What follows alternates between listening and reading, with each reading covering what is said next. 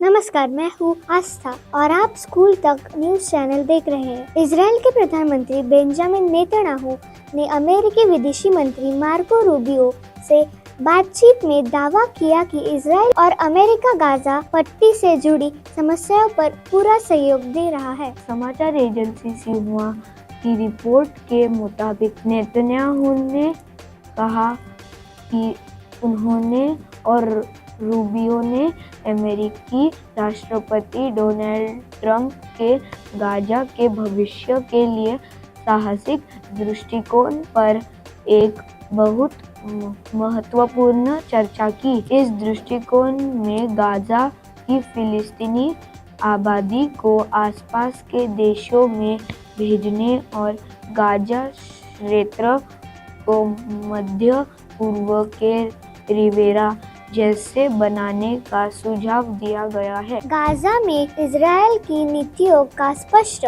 समर्थन करने के लिए अमेरिका का धन्यवाद करते हुए नेतन्याहू ने कहा कि उनकी और ट्रंप की एक समान रणनीति है। हालांकि उन्होंने यह भी कहा कि हम हमेशा इस रणनीति का विवरण सार्वजनिक नहीं कर सकते, जिसमें यह भी शामिल है कि हम कब कड़े कदम उठाएंगे, क्योंकि हम तब तक ऐसा करेंगे जब तक हमारे सभी बंधक रिहा नहीं हो जाते। नेतन्याहू ने ईरान के मामले में अमेरिका इजराइल समन्वय पर भी जोर दिया। कहा कि दोनों देश तेहरान के परमाणु कार्यक्रम और क्षेत्रीय सैन्य गतिविधियों का सामना करने के लिए कंधे से कंधा मिलाकर काम करेंगे। उन्होंने यह भी कहा दोनों देश इस बात पर सहमत है कि ईरान के पास परमाणु हथियार नहीं होने चाहिए और क्षेत्र में ईरान की आक्रामकता को रोकना होगा। रूबियो ने अपनी टिप्पणी में कहा कि गाजा में अभी भी बंधक बनाए गए लोगों को घर लौटने की जरूरत है, उन्हें रिहा किया जाना चाहिए।